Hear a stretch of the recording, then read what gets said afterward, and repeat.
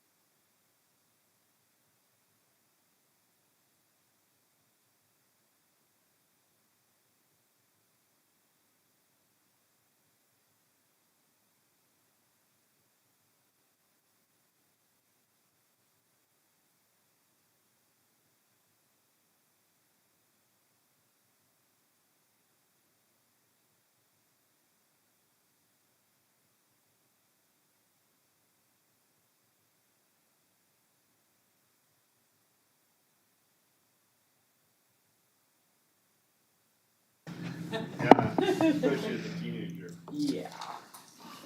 You didn't feel lucky? I didn't at the time, no. I realize now how lucky I was, but I did not. A lot of people miss it. Yeah, I went back this summer for the first time in 20 years. Oh, wow.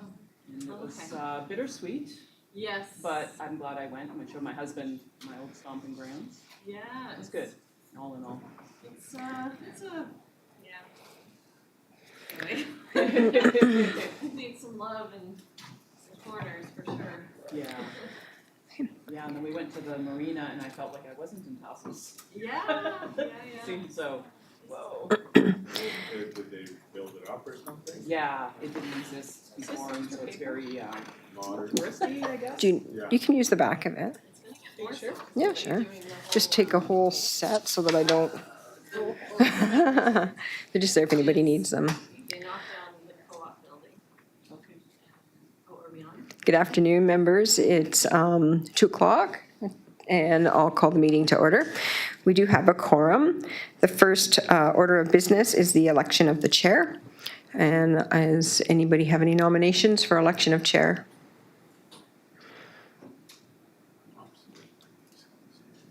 I thought that Susan had nominated herself. I don't think I can. You can't? Okay. Somebody would need to nominate Susan. If I could just also ask that everybody use their microphone, as Elaine is joining us online and she won't be able to hear us very well if you don't. So if that's possible, that would be great. Thank you. Well, if no one else is going to nominate Susan, I will nominate Susan for chair. Kim Schmid. And Director Sinnott, would you accept that nomination? I will. I'll call a second time for any further nominations. And a third and final time for nominations.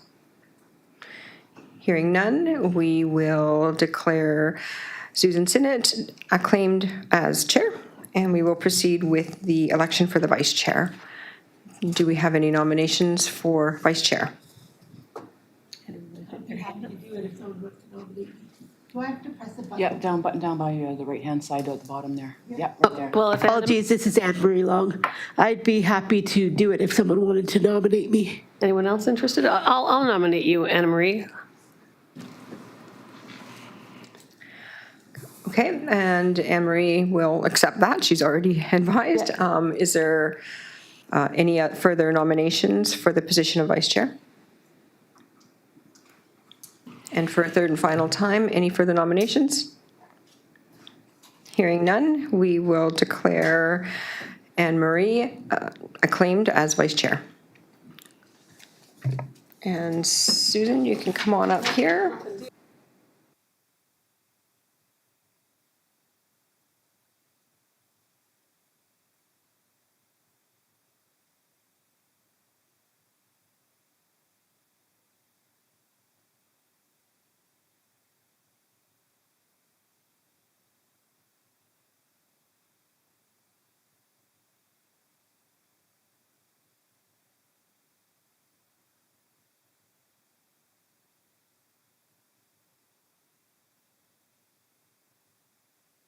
Well, thank you, everyone. Let's get going with our, again, inaugural meeting, I guess, for the year. We've got the quorum confirmed. We've already done all that. And I will do the First Nations acknowledgement. The chair will acknowledge that we are located on the traditional territory of the Liquito people. Could I get a motion that the agenda for the March 19th, 2026 inaugural meeting of the Strathcona Accessibility and Inclusion Advisory Committee be adopted as presented? Yes, so move Kim and seconded by Mr. Huell. Any discussion? All in favor? And seeing none opposed, that carries. And we'll have a motion now that the minutes of the Strathcona Accessibility and Inclusion Advisory Committee held on December 18th, 2025 be adopted as presented. Someone has to say, okay. So I think it's Ms. Lenehan and Mr. Huell, first and second. Sore arm. Yeah, I know. Look at you guys. You're not as fast as she is. All in favor? Oh, did you have a question, Anne-Marie? I had a question unrelated to the minutes. There's a number of people in the room, and I was wondering if we could just go around and do introductions, and also for Christine, who's online. Sure, we can do that. Do you want to do that just after the minutes? We can, Oh, yeah, that's we totally fine. adopted the agenda, but I'm fine with doing that because everyone may want a fresh introduction. So let's go ahead. I think the minutes have passed. Have you got that? Not yet. Okay, so all in favor of the minutes? Any opposed? That's carried. Okay. Well, your idea. You can start, Ms. Long. Hi, I'm Anne Marie. I use she, they pronouns, and I'm here as a citizen of Campbell River. Is there anything else people want to know? Okay, next. Pass it on to you, Kim. Hi there, I'm Kim Schmid. My pronouns are she, her, and I work for River City Inclusion, which is a society in town that supports adults and children with developmental disabilities. And it's my second term now serving on this committee. Thank you very much. I think I'll go to the online people before me.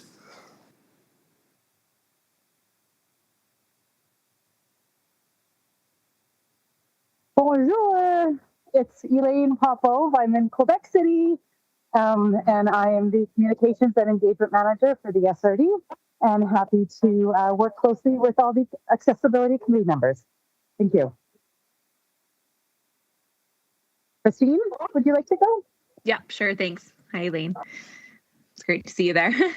I'm Christine. I am also a citizen of Campbell River, and I myself have a disability, and I also have children with disabilities, and I'm an educator. Thank you very much, Ms. Woods. And sometimes it's difficult. We usually try and use surnames, and I'm always not the best at it, so I try. I'm Susan Sinnott, a longtime resident of Campbell River. I'm elected to the city of Campbell River and then appointed as a director at the regional district here in Strathcona. And that's the appointment process. I get appointed to this committee by the chair.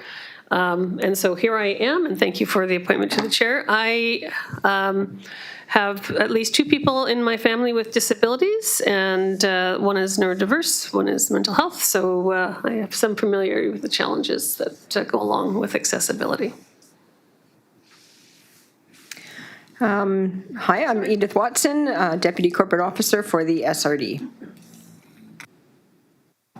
Hi, my name is Sheena Fisher. I'm the Strategic Initiatives Manager for the SRD. I am supporting Elaine on this committee, and while I'm not a contributor as a committee member, I do have people in my life with mobility challenges as well as neurodiversity, so I'm very happy to learn from all of you. Thank you. Hi, I'm Steve Huell. I'm here to represent the blind community. I've been blind 5 years, which is fairly recent. Fairly new, lots to learn, and I'm here to hopefully help improve accessibility for the blind. I am Brenda Lenehan. I'm a resident of Tassus. I'm also elected to council in Tassus. and the executive director of an organization called BC Complex Kid Society, which advocates for kids with health complexity, which means they have chronic health conditions, high caregiving needs, and also disability that goes along with that. So a pretty sort of marginalized group as it is in the province. And my son Cole is here with me today, and I'm happy to be here in person for the first time. Very nice to make facial connections. It's not always that easy online. So sorry that I'm not getting to see you, Christine and Elaine, but I made it this time. Thanks. Sure, go ahead. I'm Meredith Starkey. I'm the manager of planning and parks, and I'm the next item on the agenda, so not a formal part of this committee, but glad to be here. Well, excellent. So thank you, everyone, for the introductions. We're going to have a discussion, I think, at the end of the meeting on one of the items with respect to the membership of the committee, so that's great. But I think we're ready now to take a motion that the report from the CAO be received, and we'll get a presentation from Marilyn, it looks like. So who wants to make that motion? Oh, there's Ms. Long, and seconded by Mr. Huell. Well, I guess we wait till after the presentation and we do the vote. Thanks. Go ahead. Thank you, everyone, for letting me be here today and talk a little bit about parks. I'm joined today by Jacob Blanchard. He's our Parks and Facilities Tech, and so also here just to hear everything that you might want to tell us.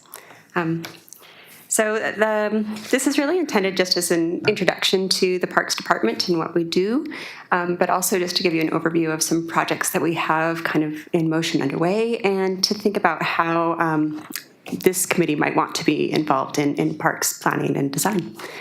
So, oh, right, I have a clicker. So the SRD has an established park service that manages over 50 parks and hundreds of kilometers of trails across electoral areas B on Cortes Island, C, which is the Discovery Islands and mainland inlets, and D, which is the Oyster River Buttle Lake area.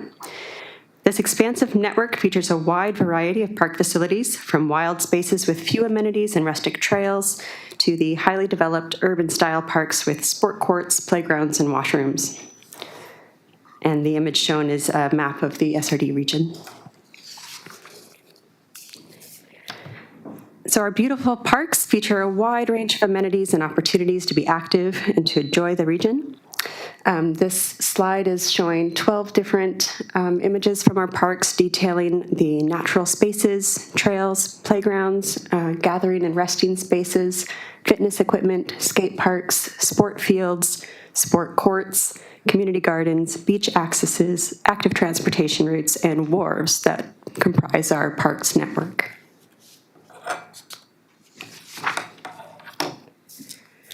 So for accessibility in SRD parks, the policies and objectives related to that are found mostly within our official community plans for each of the electoral areas that have a parks service, as well as other kind of high-level community plans. In our case, that's usually active transportation network plans.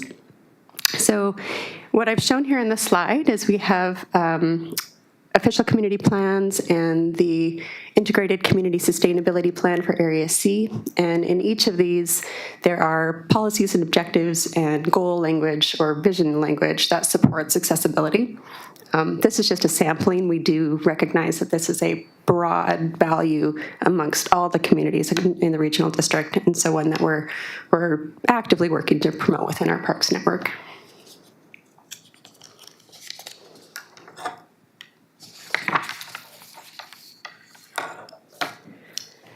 So while we have achieved some important accessibility gains, we still have a long way to go. Many of our park spaces remain inaccessible for some, and we're still learning about the many ways that our park spaces may or may not support different user groups.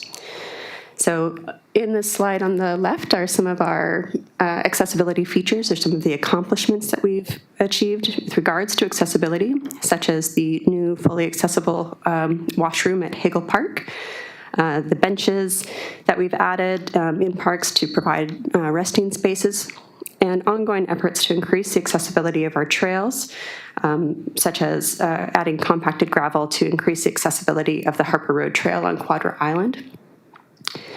So with so many aspects of life, of course, our park system bears a legacy of infrastructure that was not originally designed or built with an accessibility lens.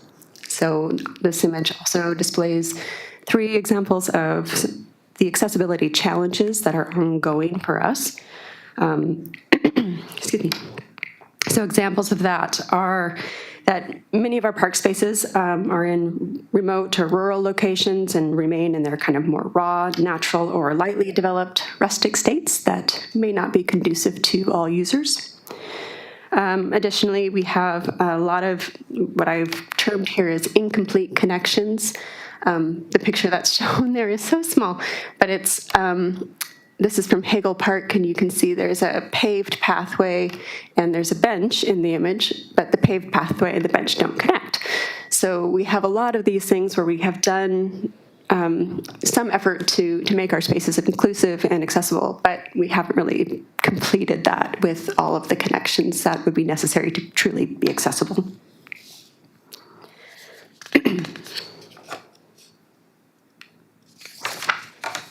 So part of why we've come to this committee is that this committee is well positioned to support improved accessibility in parks. The many ways that we see that as happening are obviously by providing input into official community plans, parks and trails plans, into our operational policies and procedures, and as a sounding board at the concept stage of large projects, by providing linkages to community groups and the support networks in different areas that we might not be fully connected to, by sharing your knowledge, the knowledge of your lived experience with us, and by providing letters of support when we're pursuing grant funding to invest in accessibility. Excuse me. Currently, there's a few opportunities that are ongoing that I wanted to go into a little bit more detail on. So this is one piece that we've just actually submitted a grant application for. We are currently trying to replace 2 old inaccessible play structures in Middle Notch Park in Area D, and the pathway that connects to that playground with more accessible surfacing. It's currently engineered wood fiber, which when compacted is supposedly an accessible surface, but we have heard from parents, and I can see from your head shaking, yes, we have heard repeatedly that that is actually not supportive. So we're trying to replace that with a poured-in-place rubber surfacing, which would be more accessible to enable people to access the playground area, and then replace those 2 obsolete structures with accessible versions. So what's shown on the right there is 2 options that we're considering, depending on, of course, approval of the grant funding and what the full final installation budget would be once that was approved.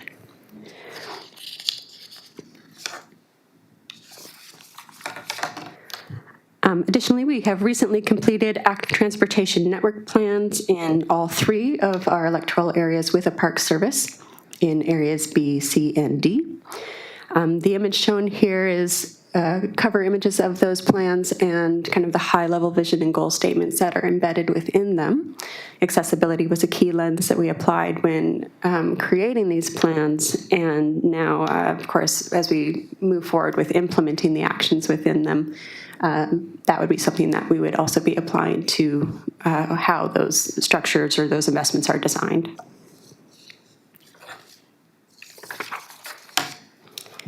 In Area D, the Active Transportation Network Plan is one part of a larger Parks and Trails plan that is currently in process of being developed.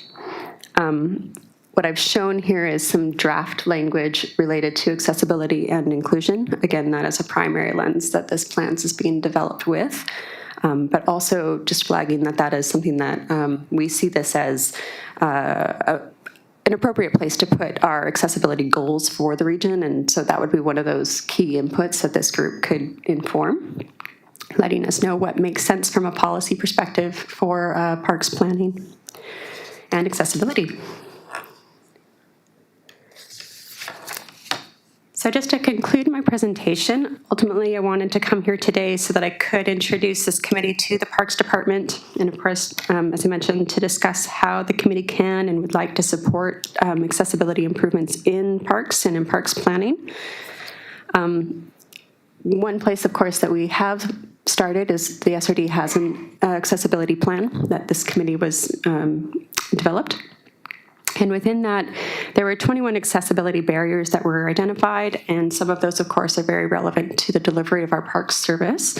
But we did want to connect with you just to see some of these. I've put some questions on the board here that are not necessarily things we have to discuss today, but some of the questions that we would have for this committee.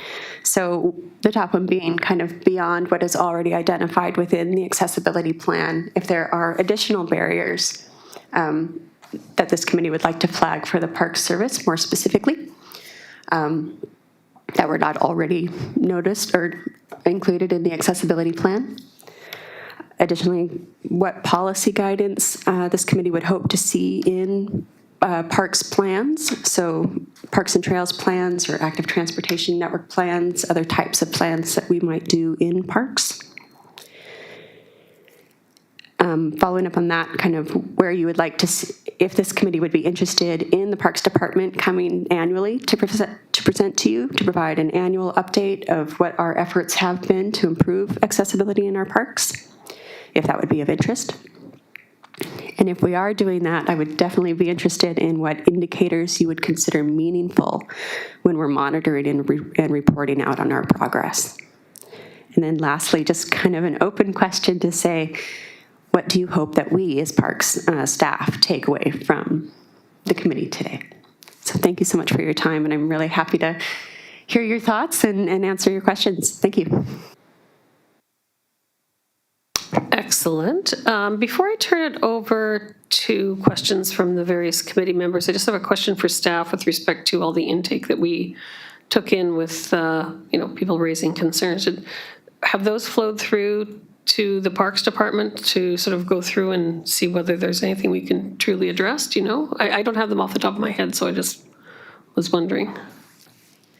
I'm just checking with Elaine here online to see if there are any barriers related to parks amenities. My recollection is that we didn't have any specific ones, but we'll just see if she's able to chime in here. Certainly, our mandate is to receive those barriers and pass them along to all staff and external partners where we do have influence. So I'm not hearing from Elaine. I'm going to say that we didn't have any related to parks. I could jump in on that. I have gone through it. Yes, there are a few. They're related to built environment or more broad, so not necessarily explicitly to parks, to your point, but applicable.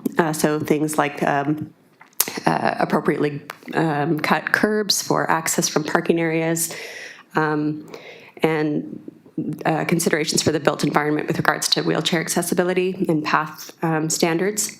But again, they were more general in nature than explicitly directed towards park. Okay, I'm going to have a couple notes at the end, but I open it up to the committee members to respond in terms of what you're looking for and what you'd like to pass on to the SRD with respect to the parks plans. Christine has her hand up on Okay, let's hear from you, Christine. Hey, everyone. Thanks so much for presenting. My question is, what factors do you take into consideration for deciding what parks areas to work on? I'm curious if you have like a scope and sequence of, a yearly plan. Do you look at specific areas? I'm just curious how it works. Great question. Thank you for it. Nothing as formal as what you've described. I will say we do, because we operate in 3 different areas and each area has its own tax requisition and funding priorities. And that, of course, is driven by the elected director for that area. Within parks, we have an asset management plan that we follow so that we know, like in this case with Middle Notch Park, those 2 pieces of equipment that are slated for replacement, that came up through our asset management review. Knowing that they were ready for replacement, that was viewed as an opportunity to make these kinds of improvements. So we do try to kind of catch those moments when they arise. But other than that, a lot of what we do is driven either by community priorities that are identified at the official community plan or sub-planning stage, like we had just done the active transportation plan, since priorities were identified within that plan. But otherwise, they're identified through the financial plan process and with elected officials. Could I just drill down on that just so I have an understanding? Sitting around the table from the city of Campbell River, we don't have the same process because the electoral areas have to create services, they have to develop capital plans if they have any, and then they have to go out and get requisitions, or they have to do a service fee for each of the people that benefit, and there's different discussions on funding. So do we have capital plans in each of those electoral areas, or in some of them I understand we do not? So there's actually nothing planned. Is that correct? We do have capital projects that are identified within the financial plan, as well as a long-term view for asset management. But it's not explicitly identified as a capital plan for the organization. Yeah. But we do have reserve funds that are set aside for specific capital improvements. Right. But with respect to parks, so for example, there could be a very we don't want to do too much kind of attitude in one electoral area. So you're not going to see a lot of development or saying we're going to build new parks, whereas another one might be very much more keen on active transportation. Another one like down in Area D, which is the area south of town, there's more parks, like actual real parks. So I'm just curious, is it something that would be beneficial to people at this committee to say, hey, to all you electoral areas, we know people that are in all these areas and they're actually interested in seeing some actual capital infrastructure to assist accessibility. So start putting it into a service or a plan. Is that some of the feedback you'd want from us? That's certainly valuable for us. I would say in particular in Area D, that's something that would make sense within our Parks and Trails plan that is currently in development. I know there is interest in other areas to also develop park and trail plans, but that's where, to your point of the level of investment that community has an appetite for, those plans are part of where we're setting that policy direction. And just so everyone understands, even though we have member groups, so we have municipalities like TASIS, the area isn't necessarily going to build too much around TASIS. I think that's Area D, is it not correct as well? Well, the area around TASIS is Area A, which doesn't have a park service. Yeah. Go ahead, guys. You can. I just wanted to give you sort of the framework of how, like, we're starting from the very basics, right? Except for in the more urban areas. So just if you have ideas to let everyone know. And I think it's really important when they want to hear about the various barriers, and I'm sure Mr. Huell has some questions. Go ahead, Mr. Huell. As far as accessibility to this park, so I'm understanding that you would be working with the city with like bus service and ensuring that there's bus service to those parks? Not directly. Bus service itself is managed under the transportation service within the SRD, and we have a contract, with the city of Campbell River for that service. Currently, it only has a few stops along the highway in Area D, but is a very limited service in our electoral areas. That doesn't fall into my portfolio, so I can't speak to that too much, but we are involved in the active transportation side, so more of trail, pedestrian and cycling trails. Oh, so there's basically nothing that deals with accessibility through bus service to these parks? Because, you mentioned it already, the bus stops, in the one that really stands out in my mind is at the bottom of York Road.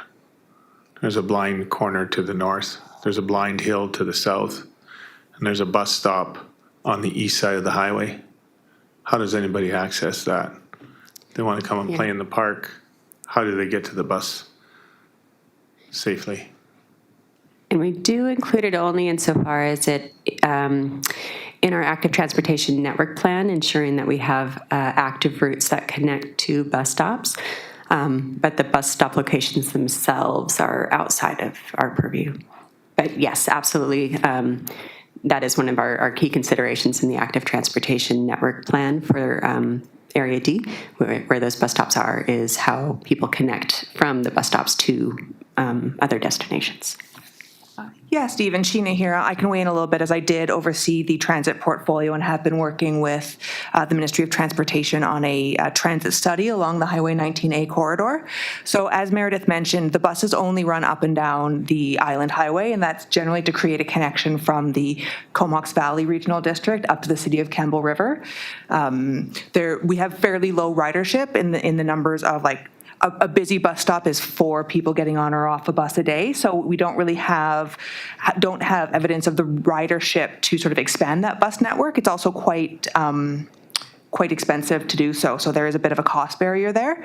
However, we do participate in custom transit services. So for example, a Handy Dart I believe could take anybody directly to any of those parks if they wanted to go. Having not used that service, I apologize if that's not how it works. You guys would know better than I do.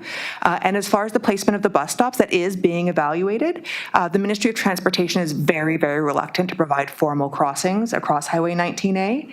There have been a few locations where they're considering it, but it's really closer to the Crawford Road area as there's an elementary school up there. But they have identified that the York Road area is sort of a problematic from a road geometry perspective and are going to be pursuing sort of subsequent studies to see just how they can make that safer. But unfortunately, accessible road crossings has not emerged as any of their identified priorities in this recent study. But that is ongoing, so we can certainly flag that in our next meeting with them. We actually, good timing, we're supposed to provide feedback to them on some of those proposed improvements. I think it was due last week, but I will get it to them right away and I will include that. So thank you for mentioning it. Well, yeah, I guess my point would be is you're not going to get the ridership because nobody can access those bus stops. So I don't think that's an accurate assumption on the ridership that could be there, and perhaps having the bus stops on Craig Road or York Road or Henry Road versus 19A. I wouldn't want to put a crosswalk in the middle of a main thoroughfare either. It doesn't make sense. But a simple turn off the highway, go up Henry Road, go down Craig Road, turn left, go down York Road, back on the highway, wouldn't be too difficult for a bus and be a much safer place for a bus stop. And you probably would get ridership, more ridership, and considering the new community that's going in that area, I think that's something that should be seriously looked at. But anyways, that's my point. That's all I wanted to make. Thank you. I appreciate that, and we will share those comments with both BC Transit, who is an active partner with that in those conversations, as well as with the Ministry of Transportation. Thank you. Anyone else? Yes. I had a question about the area around Willis Road and the conversations that have been happening about the closing of the, sorry, I just had surgery, my brain's not here, I've lost the word. Like the community trail that they're talking about opening up to traffic. Oh, the ERT? ERT, thank you, that's what I was looking for. And just, I know there was an open house a while ago. There were some accessibility concerns also about the green space. And green spaces on the maps actually being golf courses, which actually aren't environmentally friendly green spaces or accessible to the public. Unfortunately, in that case, I can't speak to that because that's actually the city of Campbell River. So we're not involved in that project, but. Okay, thanks. Just curious. Anyone else? Yep. I have my hand up, Susan. Oh, I just wanted to, I think is it Sheena? Yes. Okay, hi Sheena, sorry. I just wanted to clarify that I believe the Handy Dart, because I have taken it in the past, it's within the city area, within the city limits. So I don't think taking it outside the city limits would be conducive, just so you know. Thank you for that feedback. I will clarify, as we do pay a significant amount towards custom transit services, which is supposed to be that Handy Dart. So if they are not offering services in Area D, we definitely want to make sure that they are providing it as the residents are funding it. So thank you. I will follow up on that. Yes, go ahead, Ms. Schmid. Yeah, just to say about this, the CRD, like just making sure, like people have mentioned, the parking lot itself is accessible so that once you park, you can get to the trails, and maybe some good signage like telling you that it is an accessible trail, like, or has an accessible washroom, or whatever it has, just so that people can tell, okay, I can go here and not have to turn around, that type of thing. Yeah, I was listening to a discussion on the radio maybe a day or two ago, and it was exactly that commentary with respect to the City of Vancouver and accessible parking, and that their information that you could look up online was not up to date, so people were being quite frustrated with where they could go for accessible parking and access. So people who have more barriers tend to do that research because they don't want to run into a problem after a bit of a trip. So if we can make sure that if we have any information, it's findable by the public. The other one is I'm going to suggest whether we want to consider having a policy within the SRD and maybe out to various other organizations that they provide both a QR code so people can report accessibility issues directly to our intake, so we can start cataloging this. In other words, when you access a park, there's a QR code. If you want to raise an issue, you can easily report it. And or Braille, because we have someone who cannot necessarily see that there's such a sign, but something that's also there for the visually impaired. So we can start looking at where maybe we have the most requests. I think we have the same argument. It's interesting when Mr. Huell said it. Remember the people who want bike paths, and people go, oh, there's no one riding bikes. And they're like, but if we have safe places to bike, we will ride our bikes. So it's a chicken and egg problem. And until you build it, people aren't going to access it because it's not safe. So I do think that's quite an interesting thing. Now, I do have a question because I do know of some potential very quick turnaround funding from Fortis Gas. They wanted a local project in the $20,000 to $30,000 range. Is that pathway at Middle Natch Park a potential candidate for such a grant? Great question. I'm not sure on the Fortis grant specifically, but we are already, we have board authorization to apply to the BC Tire Stewardship Grant for that purpose. And so we are optimistic on that, but absolutely interested in all the other possible funding sources should those fall through.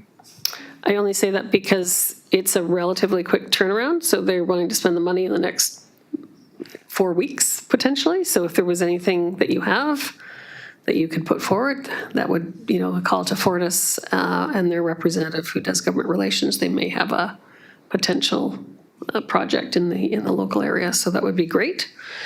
I think it would probably be in the areas where they supply gas, so it would be Area D and Campbell River, but I'm not afraid to sort of say whatever's good for the region is good for us. So again, you asked a number of different questions in terms of what we would like. So I think in terms of making presentations to us annually, I think that's a great idea. I think people have probably feedback issues. I myself would like to know whether or not, when I traveled all over Japan, and I was just recently at YVR, and all the parking lots are now doing the Japanese compliant visual aid surfaces, and whether or not there's something that's doable for outdoor areas. I'm not sure what the Japanese do for outdoor areas, but I mean, obviously paved concrete, they can put the things in, but I don't know what they do for like gravel type trails.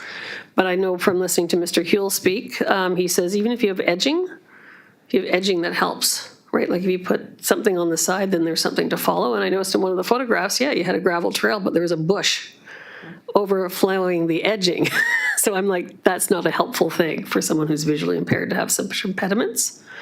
So put a different lens on when you're looking at your pathways to make sure you're doing things that aren't going to cause other issues for other people. I've often thought in terms of built environment, if you commonsensically say you're going to build it for a person who's 70 years old and they have consideration for their needs, you'll probably be building a much better structure because they need more places to rest, they need more places that are better lit, they need places that are even ground, that you don't have trip hazards and things like that. So at least that's a start. I don't know if that's worthy to develop a policy or whether we should have a follow-up resolution that maybe staff come back with a potential report in terms of parks policies, or whether or not we should be encouraging other areas to develop plans And I see that Brenda has now got some ideas because I'm talking so much. All good. I was just, thinking along those lines. There are standards out there, which I think from these sort of technical accessibility advocates, I know they seem to be pretty happy with them. The CSA standards that are for outdoor spaces. So they dictate things like, what a bench should look like, where like placement of garbage cans and width of pathways and turnaround spaces. Like they're quite in depth. I don't know if those are being used. They are. Okay. That's the kind of thing that, I guess part of my question is I love, that an organization like yours is able to do this without much, like it seems like things are landing pretty well because you're using things like standards and you have someone dedicated to the work. So things are happening in what looks like a good way. But one of the questions would be, how do we spread that? So to say that, other partner organizations, looking at things, I guess embedding them in our accessibility plan is a good spot. Embedding those kinds of standards so that we're not reinventing the wheel and people have access to a resource and then are sort of, in some way, just begin to exercise that muscle of using those resources to make things happen in all projects. Your playground devices that you chose look quite good. We actually got one of the merry-go-rounds in Tassus recently, and it works really well. All the kids love it, and it works for this guy. Yeah. The other one, might not work as well for everybody, but sometimes that is the case. But I'm just curious in terms of process, because I appreciate all the proactive work. I'm just curious, like you're coming to us with that already being done, which is great and it looks good, but how did you get there? How did you figure that out? That's a great question. So normally, of course, we would have, I think I mentioned letters of support, which Susan Sinnen was fortunately through the board able to provide a letter of support for that application. Grant applications come up quickly for us, and so often we're not able to consult directly on applications. So in this case, like they said, we had to actually deposit that one last week. But that is one of the ways that one of the reasons that we try to do the engagement in advance and embed these things in our plans so that we have some indication of what would work for parents and caregivers when we are looking at equipment, so that when a grant opportunity does come up, we're like, oh, now's the time, we know. And in this case, because we're already doing a Parks and Trails plan in Area D, we had already had some engagement directly with parents and caregivers of children with disabilities. And so they had already given us some direct feedback that we were able to apply. That's great. Yeah, planning ahead is always a good approach. One thing, actually, I was going to bring this up later in our talk, but since you mentioned it, I wonder as a committee how much we can be responsive by email. Because I do think it can be a bit problematic to have grant applications going through. In this case, I'm not suggesting this isn't, but other cases potentially going through without any lived expertise. It sort of goes against the purpose of our being here and doing this work. And I have real reasons for concern. I guess those are maybe in our next conversation. I think it's further on the agenda there, but just thinking about whether we can be responsive by email on some of these things to give feedback on a plan in short notice, just to ensure that this committee is the lens of lived experience is embedded there. Yeah, I think I'll be entertaining a motion. Maybe you can think of a way to say it, Ms. Lenahan, that we're going to ask staff to come back with some sort of policy alternatives, including things like having almost targeted projects so that they're shovel-ready so that you can take advantage, and then you have the time to do the input through the committee. And reaching out to the various electoral areas, and maybe we're not responsible for making the grant applications at the SRD for places like Campbell River, but encourage, those organizations to learn from our examples. If we develop the policy, maybe they're prepared to adopt it as well. So we'll see what staff say about that. I think, yeah, that would be great. The piece where this committee is providing a support letter, I think is important that the committee members are having at least a glance at it before it goes through. If that makes sense to everybody, I would like us to potentially consider that as we, talk. I mean, I had brought forward the idea that, because I thought we had to redo the accessibility plan, and there's a few specifics that I think we could embed in an accessibility plan that would make the work more meaningful and ensure lived experience is guiding. As I said, in some places, the work that's being done is really good and it is informed, but that's not the case everywhere, if that makes sense. Somewhat, I'm just thinking from the bigger lens of government. It's always a bit of a, what do you give up today versus, it's always a learning, it's a process, not you're going to get perfection at the outset. So you have to have, an iterative process, but that can be in the policy as well. Because government runs on plans, and then plans fund capital, and then capital has to be set out for 5 to 10 years, and sometimes it can and cannot be varied easily. So that's the frustration about being in government. It's not reactive, but it's very open and transparent. So that those are the trade-offs. And if I may, Chair, to your comment about developing a resolution that sort of directs staff to consider these things in our planning documents. As Meredith highlighted, there are a lot of different planning documents where accessibility features and accessibility lens needs to be reiterated in order to sort of see it spread diversely across our services. So perhaps a resolution could be just a staff report on how perhaps the accessibility plan can be incorporated into sort of all these other governing documents. As the Chair mentioned, we do need to have them some of a long range in that 5-year plus plan in order to have them identified for funding and also to be appealing for grants. So if we come up with something just sort of off the cuff, it's not as strong in a grant application as something that's been identified and supported perhaps by the community or by the committee. So I will touch base with Elaine and try to see if the accessibility plan is a way to sort of link all of those different plans together, or what other sort of documents we might be able to bring forward that could be referenced across those planning documents, and how we might be able to update those in an iterative way so that the committee is able to provide perhaps annual input into it, so that's sort of a living document and we don't just do it once and say, all we want is accessible swings and don't ever think about any sort of other playground equipment, just to use a specific example. So we do need committee direction on that in terms of resolution. So perhaps the language could be that, staff bring forth a report on how plans across the SRD can maintain an accessibility lens and be updated periodically to ensure that they are relevant in meeting the needs of the community.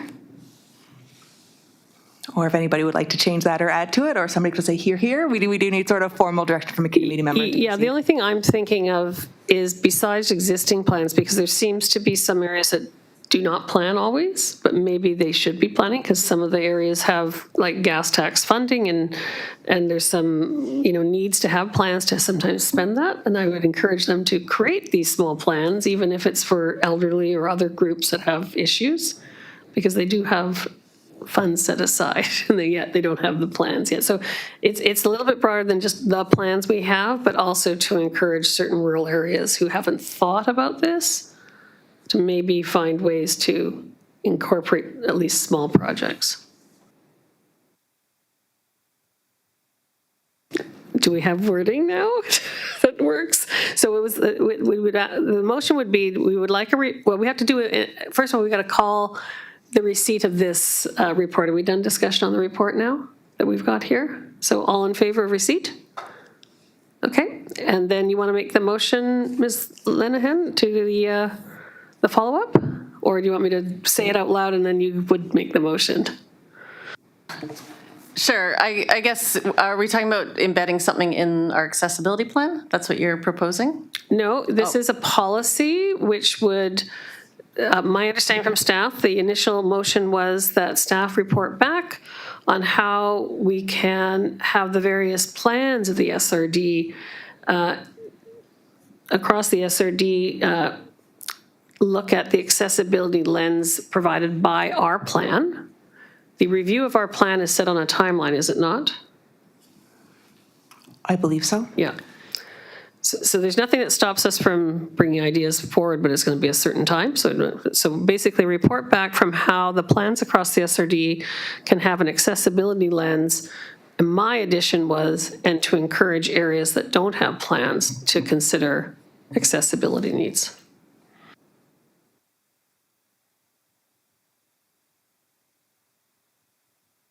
Yeah, I guess, yeah, we could, I guess I was hoping that, oops, sorry.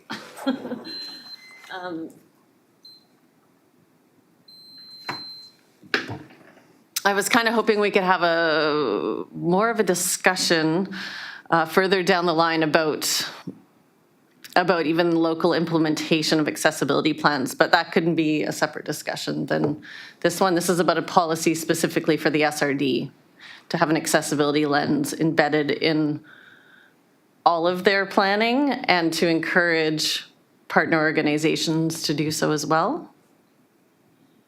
What do you think, staff? Do we have a follow-up after we get the plan as to whether or not we want to do advocacy that other people look at how we've adopted such a policy? Well, I will note that currently our regional approach to the Accessibility Committee to fulfill the requirements under the Act, it does include all of our regional partners. So people who have partnered in are intended to have buy-in to our accessibility plan. So I do see that as being a good overarching planning document where we could capture some of these things. Because that's where we have jurisdiction. We can't force any of our member groups to do anything, and we also can't force electoral areas to adopt actions that don't align with any service that they exist or to create that service. So I do think we need to provide a pathway and clear direction as to how we believe they should implement those things. But I think we've seen with some of the barrier feedback that we do have limited jurisdiction to require or mandate that they do things that are outside the SRD's jurisdiction. So to the chair, we can look at how policy could play a role, and perhaps that's included in the staff report, is investigating how policy can play a role and sort of where the jurisdictional bounds are of that, and otherwise how perhaps the accessibility plan can step in and be that overarching document, and how we might update that iteratively to capture sort of the changes in the accessibility landscape, and how the other neighborhood plans, the OCP, the I can't remember what that. The active transportation plan and the various community plans and whatnot can reflect on the contents of the accessibility plan. Yeah, so the way, what I'm hearing from staff is this is one bite. The other bites are coming, if I'm correct on this. And I think what we have to not jump ahead of the horse, because we're still asking for partner follow-up. So until we see that, we don't really know where we're going at this point and how we may want to address that. So that's later items for today. We'll be providing an update on the partner follow-up or how we actioned that as the direction from the last meeting later on in the agenda, yes. Right, because the deadline is still outstanding. Okay, so trying to get business done here. So I would be looking for a motion that we ask staff to come back with a report on how to how the various plans across the SRD can, what did I say? Perhaps how to integrate the accessibility plan throughout the other planning documents at the SRD, and to investigate how policy may be a tool to advance that. Okay, that sounds, do you have that now? No. No.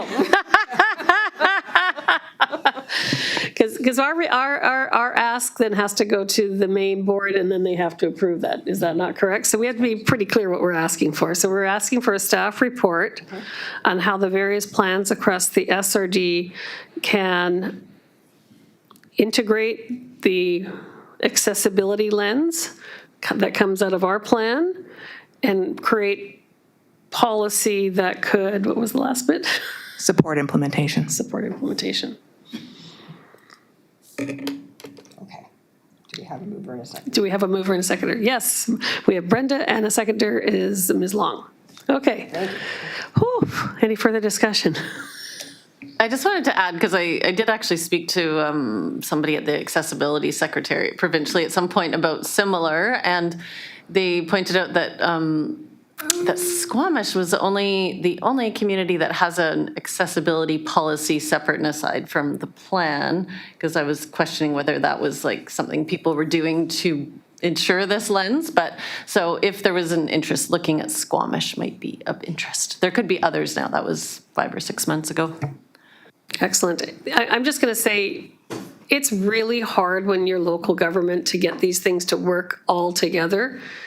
I mean, we still at the city of Campbell River are living with the hangover of every single road that gets redeveloped has to then have a bike lane, and then someone missed the ball, and then someone brings it back, and then it creates a free-for-all, and then you end up with Hilchi. So these are tricky things because there's always going to be someone who trips somewhere along the line doing their capital planning, or it was done before the policy. I'm just saying we have to be a little forgiving of sometimes the way governments do these things. So, okay, any further discussion? Okay, all in favor? Oh, yes. I just wanted to mention the importance of recognizing accessibility is beyond built environments. And a lot of times the projects that get addressed first are things around the built environment or people with physical disabilities, because they're easier perhaps to see. But just to make sure that we're continuing to use the broader necessary lens of accessibility beyond just built environments. Yes, excellent. I think hopefully we can come up with some policy that sort of also twigs that. I think we've got some education going on, don't we not? Yeah. Okay, any further discussion on the motion? All in favor? Okay, any opposed? I don't see anything. That's carried. So now we're into the barrier feedback update on line 2, and I get a motion that the report from the CAO be received. Yes, that Mr. Hill first, and second is Ms. Long. Okay, are we actually getting a staff report on this, or is just a? I think Elaine is going to speak to it. Can you hear me okay? Yeah, you're a little bit muffled, but just speak very clearly. Okay, I'll try my best. So I'm here today just to let you know that we, as you know, we do have the online accessibility barrier feedback on our website. The SRD hosts and monitors the accessible barrier feedback, and the tool allows residents to report barriers that they have or experience, but also share positive experiences and provide recommendations. So at the time when we were writing this report, we did not have any new submissions. However, we did receive one just shortly after I wrote the report that I did want to share with everybody. But just to reiterate that we did state that we will be bringing this to you quarterly when there are any new feedback submissions. So you will be getting this as a standing item on the agenda. And just to reassure all committee members and the chair regarding the question, if there was any barrier feedback items, did we pass it off to the parks at the S30? And yes, we have. So a very good example was, I don't have the exact item, but it was in 2024.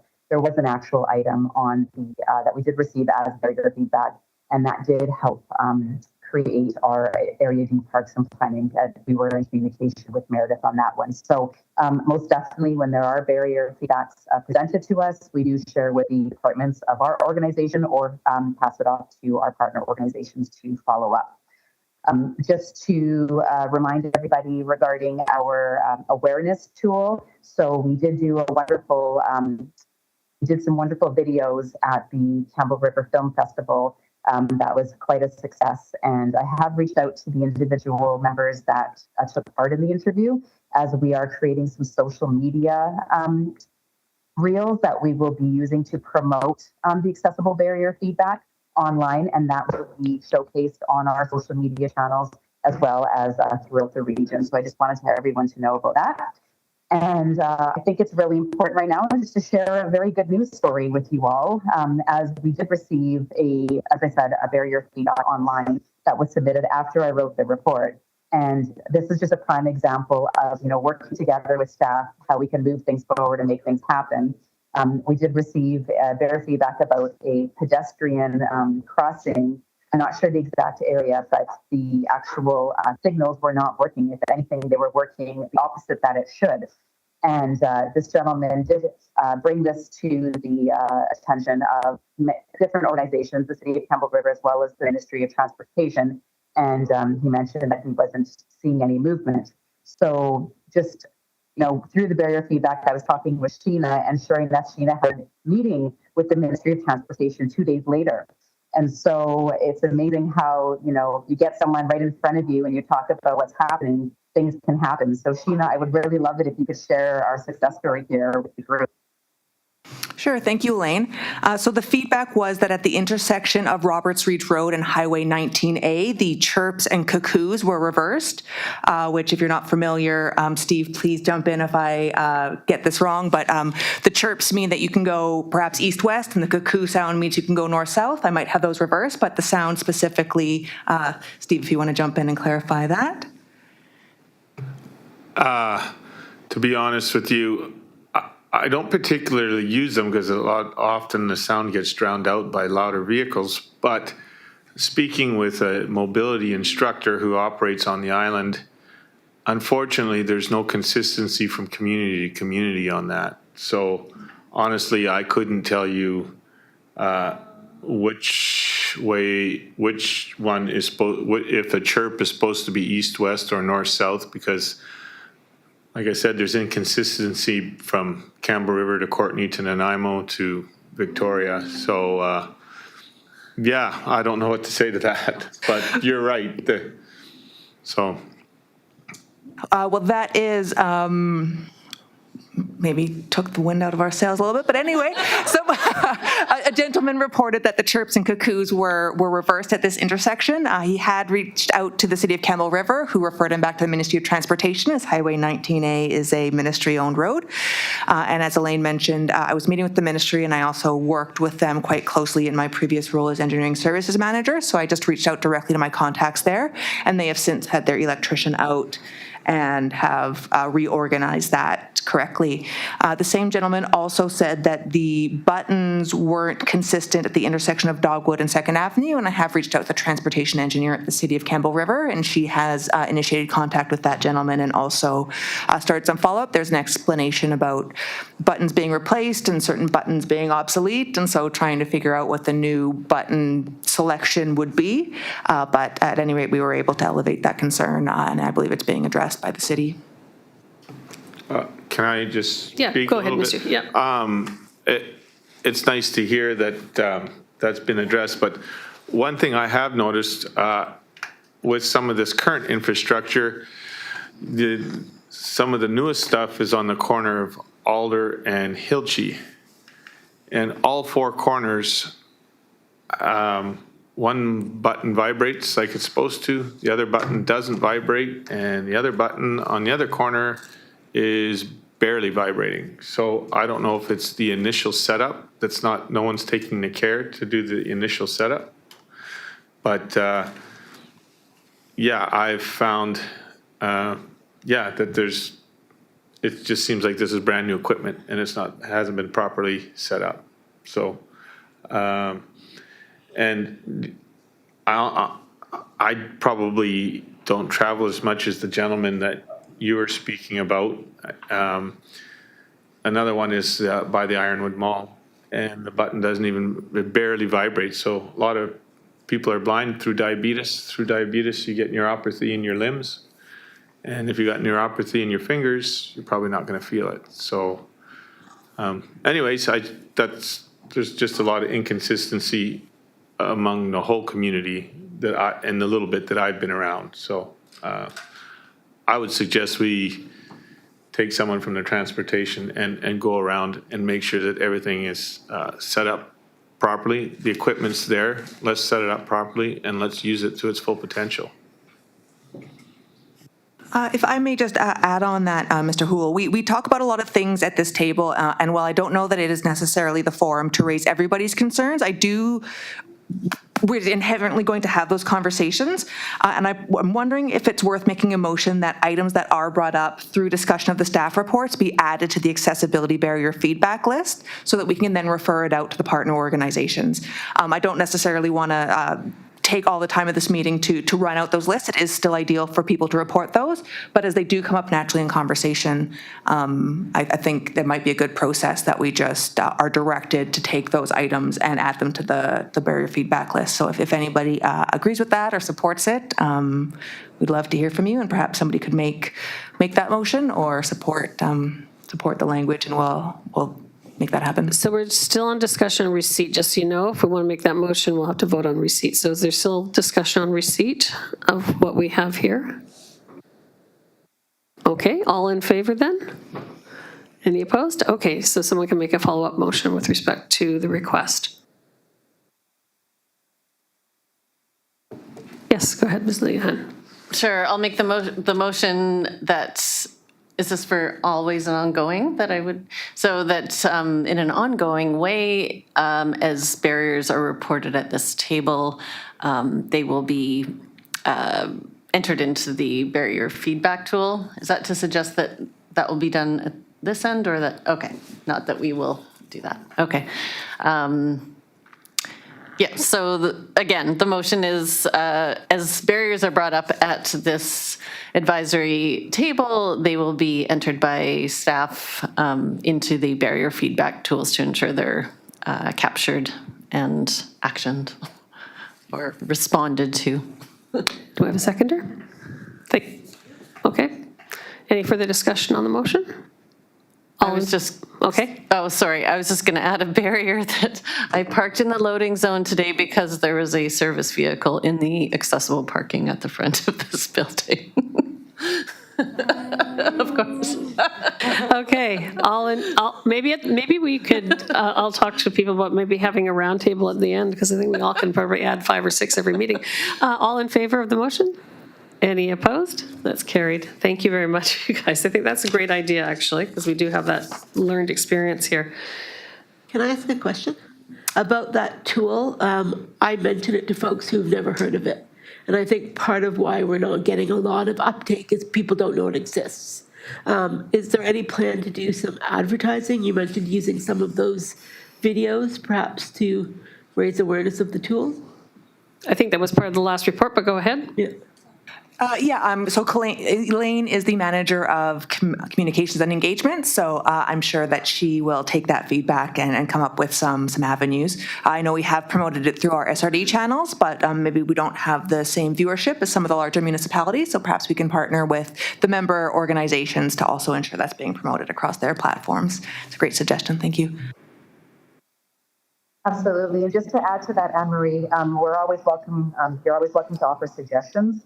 So please feel free. You have my email address. If there's ways that you think that we can better promote the accessible barrier feedback, we're happy to do that as well. So everyone's welcome to submit their recommendations for that. Thanks. I'm going to count that as dessert, so after the meeting adjourns, we can have a chit chat about it. Okay, because I think people are excited, but we'll leave that to the end. Okay, so we're at number 3, the partner follow-up update. I'll take a motion that the report from the CAO be received, and that's moved by Ms. Leanan and seconded by Ms. Long. Oh, sorry, Kim. Anything further we want to have from staff on that? Elaine, did you want to speak to that? Sure. Yeah, I'll just quickly speak on that, as I know sometimes the reports do get missed. I just wanted to make sure that the committee was aware that the report that we shared with the committee during our last meeting was shared with the SRD board, and a recommendation came out of that, a resolution requesting that partner organizations provide updates outlining how they are responding to accessibility feedback and identifying timelines for developing or implementing internal accessibility plans. So we did send out letters to all our partner organizations to request these items, and the deadline for that was on March 27th. However, some municipalities can ask for an extension, which would be till the end of April. So we are looking forward to potentially sharing something with you, hopefully our next meeting, as we don't have that information yet. But the board did appreciate the committee's recommendations, and they did pass a resolution requesting more feedback from the partner organizations and next steps. So I just wanted the committee to know that that is in process. Thank you. Any discussion on that? Yes, Ms. Leon. Thank you. Yeah, I had a good read through that, and I just wanted to say thank you for sort of a detailed, the details that you sent out to the partners and the way that it was sent, sort of just with the importance of it. I really appreciated that. And, you know, I guess, you know, I'd sent an email thinking, my understanding was that there was sort of a provincial timeline for redoing our accessibility plans. And I realized through Elaine had private messaged me that it was actually 3 years from the time we created our plan. So that's still 1 more year from now. But I guess as it relates to partners, I feel like there's a handful of pieces that we could and should and potentially consider doing sooner to embed into our accessibility plan to sort of get working in a better way sooner. One, you know, I don't know that there's any specific language in our accessibility plan that is specific enough about the need for local implementation plans. And also the term respond as it relates to, so, you know, responding to people who have reported barriers. People who take that literally have and will just basically respond, not engage with the individual. And there's no meaningful engagement with individuals to look at what accommodations to specifically even in person or by phone talk about, engage with people who report barriers, to understand what the barrier is and to understand where accommodations can be made. I'm not sure if the partners have all done the awareness training, which talks about accommodations and quick wins and explains it's not always about a $50,000 grant, that we can make changes. And I know some of, like, there are organizations that are doing this work and it's wonderful, but there are some that are not. And so I think there's some specific language to embed to make this more meaningful. Again, the piece that the CSA accessibility standards, if we could embed that in our plan, more language about the implementation plans, more specific language about what responding means, and the implementation of the training as well, because it is a good training. I did it. But I don't think it's not trickling down to everyone. And so that's where we end up feeling like, that's where, in my shoes anyway, it feels like what's happening here is not being reflected out in community. And so,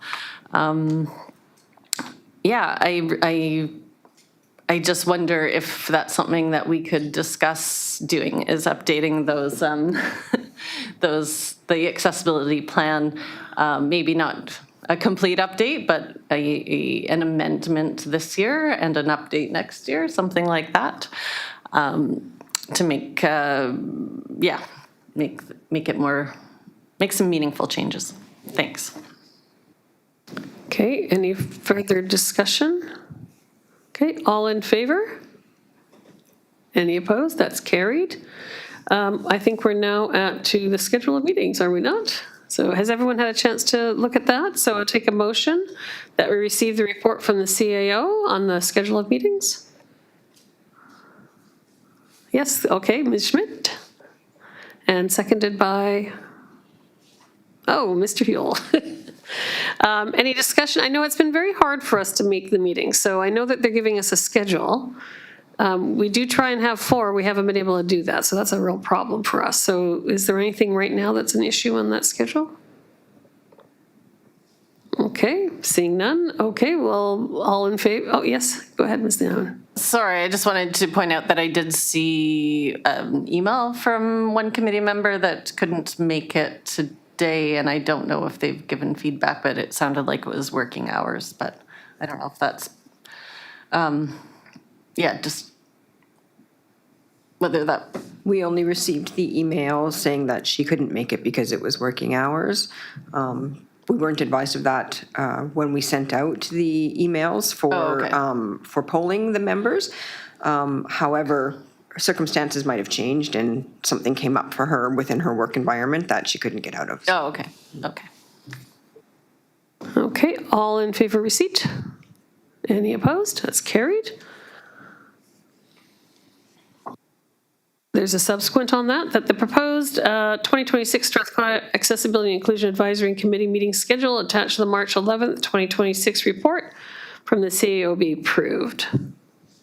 Yes, thank you, Ms. Schmidt, and seconded by Mr. Huell. Any discussion on the approval? Okay, seeing none, all in favor? Any opposed? I think we're carried. Now we have the report with respect to the advisory committee membership update and that the report from the CEO be received. Can I have a motion on the floor, please? Yes, thank you, Ms. Leon, and seconded by Ms. Long. Okay, go ahead, staff. Thank you. So through the chair, I just wanted to provide a bit of an update regarding our advisory committee membership. As you know, we currently have 7 appointed members, which meets the minimum requirement in the terms of reference.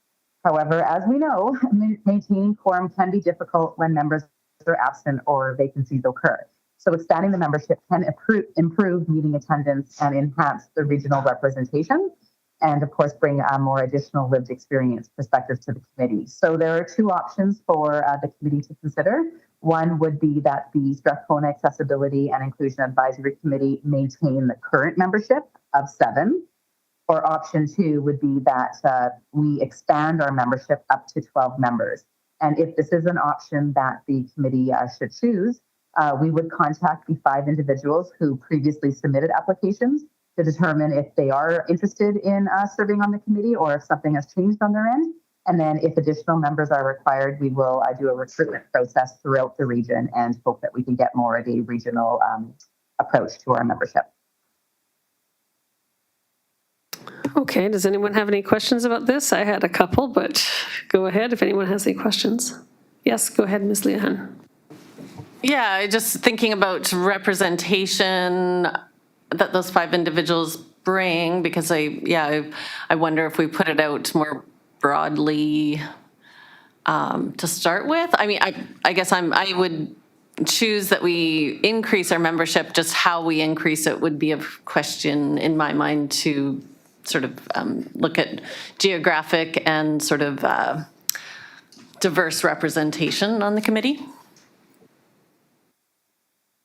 And I have a question about the impact that will have on quorum. I think I've got one person online with their hand up first, and then, is that Christine? Yes, thank you. My question is regarding, does it have to be up to 12? I'm just curious for the amount of committee members that need to be on it. Does that mean it kind of jumps from up to 12 and it has to be 12, or can it be a smaller number than that? I'm not understanding. I can definitely answer that. So it is a minimum 7 and up to 12. So we can have anything in between that. Okay, gotcha. Thank you. That's great. Go ahead, Ms. Long. My apologies, I missed Christine's hand. Just concern around quorum. If we have a larger group, that would be amazing in terms of better representation geographically as well as disability, but we haven't been able to hold the number of meetings already because we haven't been able to have quorum. And so I think that is exactly my question. My follow-up would be, do we have the option to have alternates so that we can make quorum? I guess if the deputy corporate officer could comment on, is quorum proportional to the number of committee members? Hi, through the chair, yes, the quorum would be proportional to the amount of committee members. So it is 50% plus one, so the majority of members would have to attend. So if there's 7 members, we would need to have 4 here. And if that increases to 12 members, we would have to have 7 here. At this point, as I look through the terms of reference, I don't see any indication of alternates. However, that might be something that possibly we consider re-looking at the terms of reference and seeing if the board would be willing to make a change for that. And just in case alternate isn't well understood, it would be each committee member would pick a buddy, essentially, one buddy who would be eligible to sit in on their behalf if they're not able to make it. So it would also be up to the committee to determine whether or not they have an alternate that would sort of bring the lived experience, as lived experience is one of the requirements to be a member of the committee, and whether or not that is suitable for all of you. Yeah, go ahead, Ms. Linan, you seem interested. Yeah, just a thought that I'm not 100% sure, you can correct me, but it seemed that when we formed, we had troubles with quorum right from the beginning because perhaps the sort of relative time and day of meetings was not part of the interview or initial process, and then we had to figure that out after, but it might be easier if we have a relatively set time of day that people can sort of commit to before they are admitted as members, if that makes sense. Go ahead. Possibly having that in the advertisement when it goes out, is that what you're suggesting? Yeah, perhaps that would be better because then we wouldn't waste people's time if they really know they can't make a daytime afternoon. Yeah. That might Okay, help. yep, that can be looked into for sure. And Mr. Hill? I believe that's one of the reasons why we push to have a set schedule for the year too, right? So that we can make sure that this is advertised prior to them committing and saying, are you going to be able to make this in these times? Yeah, go ahead, corporate officer. Absolutely, yes. Go ahead. And I do just want to correct myself. Lived experience is not a requirement of the committee, so you just have to have a buddy that you thought would represent you and the committee well. Is there a preference by staff on what they see as, given the experience, the difficulties we've had so far, and what would be maybe the best option? I think first off, I'm going to correct. I don't know that we could just select a buddy to come in because members are appointed by the board. So that's what I was trying to say. So it would be, we would need to bring this back through the regional board and get some direction on changing the terms of reference. The terms of reference would then indicate how we are to go forward with the appointment of alternates, or whether or not they're chosen from each individual, if that's even possible. So again, it would need to go back and be brought through the regional board and then moved forward on. Yeah, my preference would be to capture a broad group of people in terms of, like, set a number for the board to sit at. And I know we're at 7 right now, but maybe we could go up to 9 to start. 9 is usually a nice number for a board. And then ask the public whether they were interested in being an alternate, potentially to be named as an alternate. I don't know. Like, so if we get a nice representation and then say I can't be there, I think my alternate has to probably be another director. Maybe not. I'm not sure. But, then we could actually pick from the group and sort of see, like, what maybe the board would pick. You are here and then you're the alternate, or you just take turns or whatever. You be each other's alternate. We do that quite regularly with the directors at the regular board. We have our alternates so that if I can't show up, one of the other city councillors is an alternate, so it works very well. What do you have to say? Again, it would need to go back to the board and be discussed in the terms of reference. I think the main complication I see with what we do at the board is they're all elected officials. We're here, we've got a combination of community members, members that are representing different groups, and Ms. Lanahan, I think that you're as a representative of TASIS, not of the council here, correct? Yeah, so it's the committee members where it might be another committee member. We might go out to market for that and then be able to bring in alternates that way. But again, bringing it back to the board and then having that hashed out, most likely report going forward, and then staff recommending. So is the appropriate thing right now, we've got a little bit of time, I'm assuming nothing super pressing, or do we have memberships about to expire and we've got to repopulate the board? Elaine, can you respond to that? Thank you. Yes, no, it's not about the memberships expiring. It's just the fact that we are currently working on 7. And we were, before like a year or 2 ago, we did have more memberships. So we're putting it out there that we have the opportunity to expand. It was something that we were looking at doing in the summertime, and then time lapsed. So I just wanted to see with the committee if that was something they were interested in doing. And if we were interested, we can do a recruitment throughout the region and see what we get, and then determine what numbers we're comfortable with and go from there. So we can do the receipt, and then maybe, I didn't want to overburden staff, but maybe get another follow-up in terms of doing some quick surveys of other committee structures for other people who have accessibility committees now under the legislation to see which are actually working, or if they're having, I think part of our difficulty is we're a very widespread big area, and so it's complex. So if you're a regional district down the Lower Mainland, it's not the big issue that you have, but if you're in another rural area, you may have others, and they may not have chosen this structure, like they might actually have their own accessibility committees in different towns. So maybe we're a bit unique, but it would be good to get staff feedback, and maybe, I think that the problem we're trying to solve is having consistent meetings.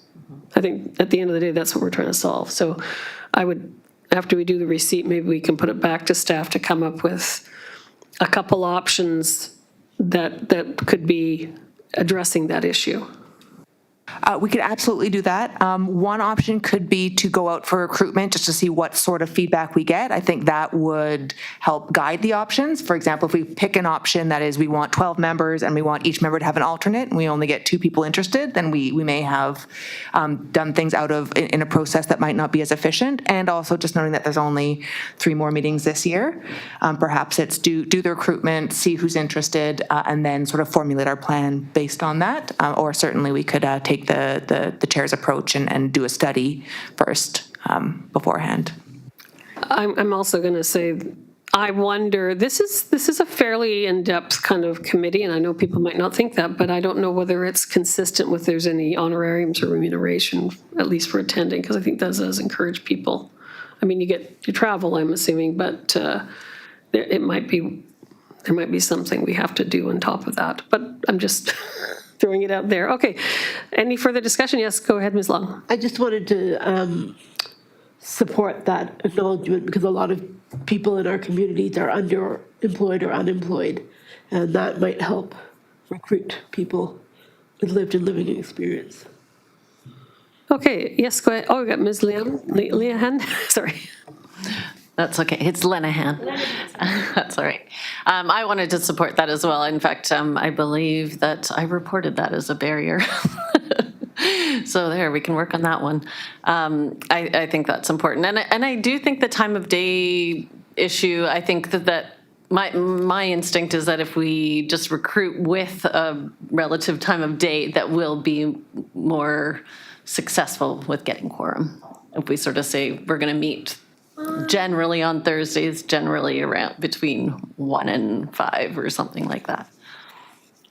Okay, so I think that's lots of discussion. All in favor of receipt? Any opposed? Okay, do we have a follow-up motion that we send it back to staff for a report on recommended options to encourage consistency of meetings? Yeah, I can move that. And the terms of reference potentially be altered. So is that fine? So we'll send it back to staff for a recommendation on how to structure the committee and potentially recommend changes to the terms of reference. Yep, is that your second? Lenahan? Thank you. Any further discussion? Anything from staff? All good? Okay, all in favor? Any opposed? That's carried. Are we near the final bits, aren't we? Okay, so we have the correspondence. Can we get a motion that all A, B, C, B? Okay, so a motion that the January 12th, 2026 letter of support for the Village of Tassus application for the RBC Barrier Buster Grant to complete accessibility upgrades at the Tassus Center and improve accessibility of the village website be received, and that B, that the March 10th, 2026 letter of support for the Vancouver Island Regional Libraries application for the RBC Barrier Buster Grant to advance their accessibility goals be received, and C, that the March 10th, 2026 letter of support for the Strathcona Regional District's application for the RBC Barrier Busters Grant to fund accessibility upgrades to the playground structures in Monash Park be received. Thank you, Ms. Lenahan, and seconded by Ms. Long. Is there any discussion on this matter? Yes, go ahead. Yeah, I just want to quickly share with regards to the Tassus improvements.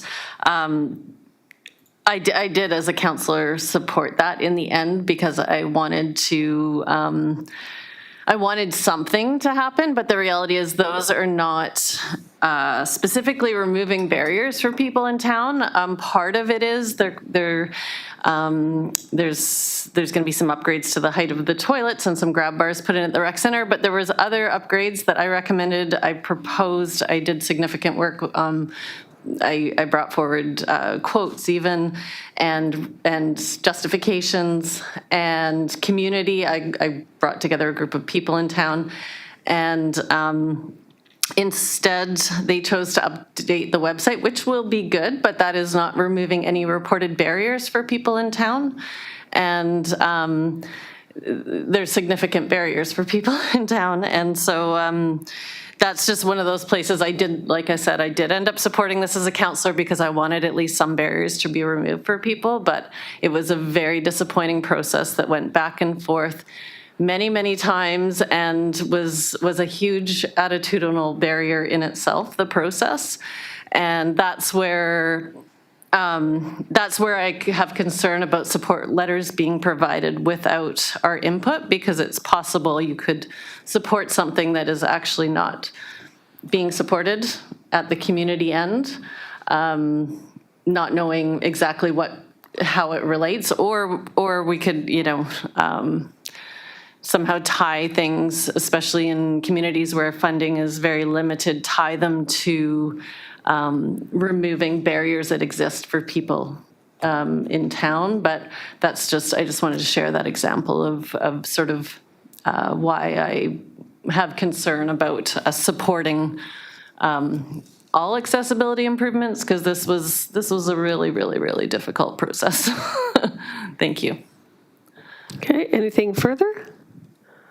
Okay, all in favor? Any opposed?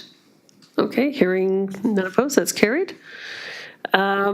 Is there anything else arising? I think we're at the point of termination. I said at the end of termination, we will have a chat about some other things. That's not going to be on the record, but then maybe we can have some ideas to maybe put on the future agenda item. So a motion to terminate the meeting. Oh, I've got everyone wanting to terminate. That's Mr. Huell and Ms. Schmid. Okay, all in favor? Okay, we're carried. Thank you. Meeting terminated.